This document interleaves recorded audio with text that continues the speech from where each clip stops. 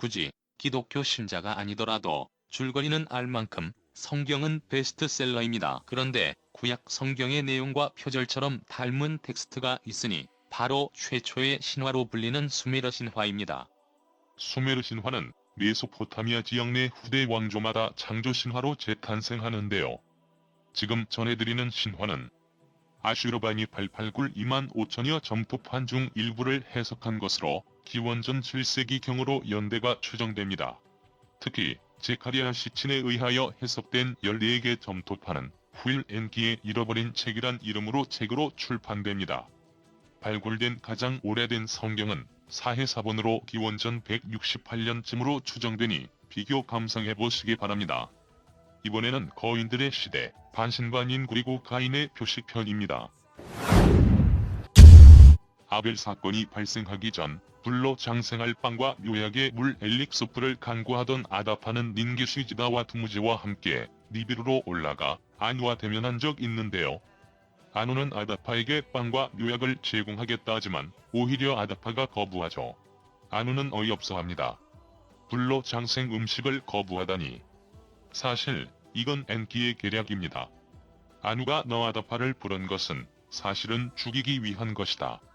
제공하는 음식을 먹지 말라고 했던 거죠. 아다파를 지구로 다시 데려와서 번식시켜야 했으니까요. 아다파는 다시 지구로 돌아옵니다. 올 때 닌게시지다는 곡식 씨앗을 가지고 옵니다. 그래서 카인이 농사를 짓게 되었던 겁니다. 엘릴은 지구의 패권을 지키기 위해 엘릴계 니누르타가 카인에게 농사를 가르치도록 했던 거고요. 전편에서 보듯이 카인은 엘릴계에서 아벨은 엔키계에서 각각 지원합니다. 카인이 수확한 곡물을 엔키와 엘릴에게 바쳤을 때 엔키가 아벨을 감싸고 도는 것은 인지상정이었을 겁니다. 카인이 아벨을 죽인 후 시간이 약간 지났습니다.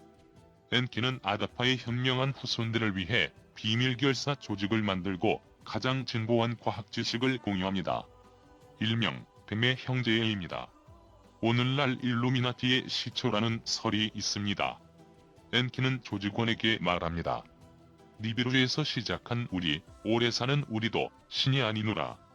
다만 그대들에게 그렇게 불리우노라. 카인이 아벨을 죽인 사건을 통제하지 못한 신이 자책일까요? 여기서 한 가지 질문을 던집니다. 히브리 구약에서 가인은 지금의 이라크 내 에덴에서 추방되어 신화에서처럼 동쪽 노지방으로 추방합니다. 가인은 사람들이 자신들을 죽일까봐 두려워하고 야훼는 가인을 죽이는 자는 7배의 벌을 받으리라며 가인의 표식을 줍니다. 그런데 말입니다. 야훼가 아담과 하와를 창조하고 그 자손이 가인과 아벨이니 세상에는 4명밖에 없었을 텐데 왜 가인은 사람들이 자신을 죽일까 두려워하는 걸까요? 구약 속에서는 해답의 귀절이 없습니다. 기독교 지도자들은 이렇게 결론을 내리죠. 만능 무기인 불가지론을 내놓습니다. 성경은 신학책이다. 과학책처럼 읽어서는 안 된다. 창세기에서 요한계시록까지의 모든 책이 다 하나님의 구원의 역사를 이야기하므로 그렇게 이해를 해야 한다.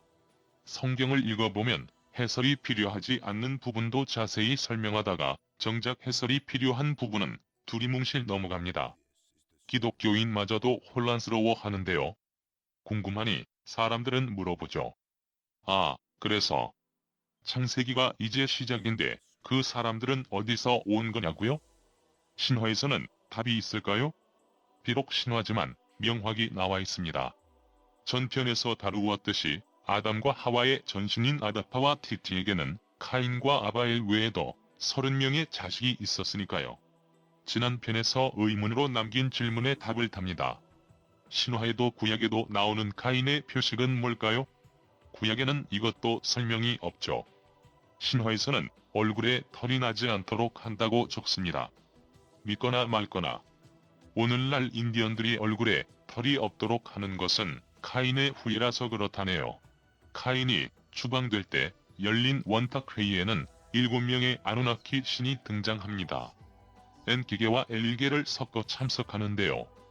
요 부분 기록은 불분명합니다. 다만 엔키, 엘릴, 난나르가 참석한 것은 이론이 없습니다. 인류의 역사에서 신이 자리를 놓고 각축하던 관계자의 모임이라니. 하하. 아다파는 그래도 아들인 카인을 그리다 눈이 멀어 나머지 생애를 보냅니다. 아다파가 죽을 때가 가까워오니 카인을 니누르타가 찾아서 잠시 에딘으로 데려옵니다. 눈이 먼 아다파는 앞에 선 사람의 턱을 만져 털이 없음을 느껴 아들임을 눈치채죠. 오랜만에 만난 두 사람. 아버지 아다파가 말한 부분은 카인의 머리에 오래 남습니다. 너의 죄로 너는 대를 열 권리를 박탈당했다. 그러나 너의 씨앗으로 7나라가 올 것이다. 그들은 번성할 것이고 멀리에 있게 될 것이다. 하지만 너는 돌로 형제를 죽였으니 돌로 생애를 마칠 것이다. 7나라가 어디일까요? 신화에서는 직접적 언급이 없습니다. 찾고 찾아보니 중남미 원주민 국가로 추정되는군요. 올멕, 톨텍, 자포텍, 맥스텍, 아즈텍과 마야, 안데스, 잉카입니다. 수메르에서 아메리카 대륙까지라니 하하. 신화치고는 스케일이 크네요. 아다파가 죽은 후 카인은 다시 돌아갑니다. 구약의 노스로 나오나 위치는 모르는 이곳은 신화에는 요새화한 정착지라는 뜻의 누드 또는 둔으로 적습니다. 의견이 분분하나 티그리스 강 우측으로 어디였다고 합니다. 카인은 구약에는 언급이 없으나 신화에는 건축을 하다가 떨어진 돌에 죽습니다. 구약의 가인은 7대에 절멸합니다.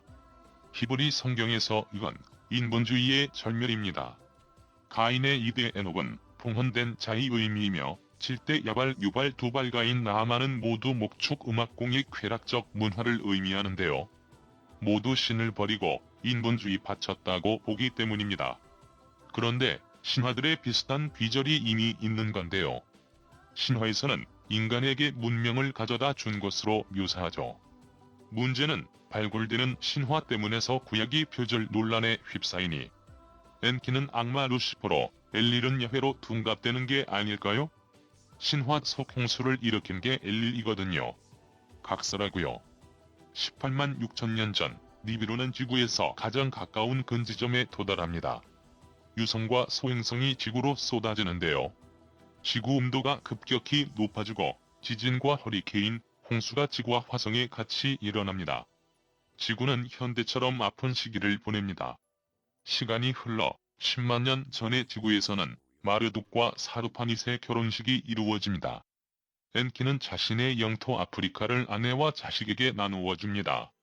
마르둑에게는 이집트, 네르갈에게는 남부 아프리카, 기빌에게는 북동쪽 금광지역, 니나갈에게는 나일강 북쪽, 두무지에게는 목초지인 지금의 수단 지역을 줍니다. 문제는 인간계도 마찬가지지만 욕심은 점점 불어나잖아요. 마르둑이 슬슬 패권을 노리며 메소포타미아 지역도 넘봅니다. 엘릴은 엔키와 협의하에 마르둑을 결혼시킵니다. 영상에서는 엘릴이 화를 내지만 실제로는 본인의 계략이었죠. 인간계와 결혼시켜 왕실의 피를 더럽힐 생각인 거죠. O casamento de Marduk e Sarpani chocou a corte real de Nibiru. Como é que pode herdeiro de Anu unir seu sangue a uma humana de que ninguém podia sequer imaginar as consequências do que estava por vir, do precedente que se abria sem par, a união entre Nibiru e Ki,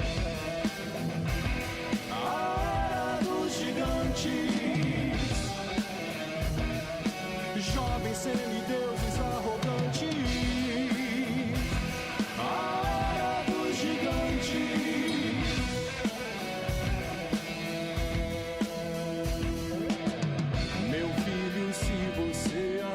Sem pensar, vai abrir mão daquele sonho real de Nibiru por sucessão governar.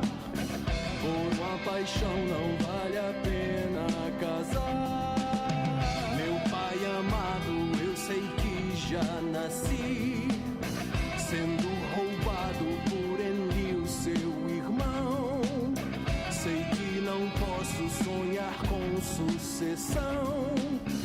Farei eu mesmo o meu reino em que a era dos gigantes, jovens semideuses arrogantes, a era dos gigantes.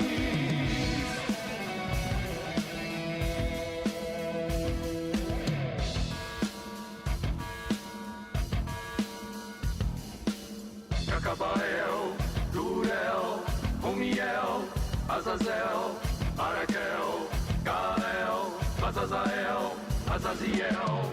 Ao todos são 200 casos assim, entre os Igigi da estação do Lamu, exigem terras pra repouso em que, e uma esposa humana pra cada um.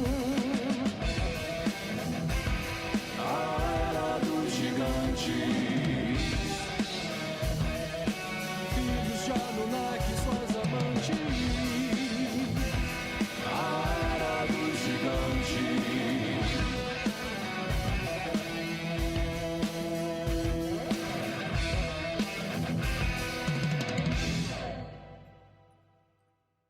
위에서 등장하는 이름들이 나딕죠. 바로 히브리 외경으로 분류되는 에녹서에 나오는 타락천사들의 이름인데요. 앞선 시대 신화에서는 이기기로 나옵니다.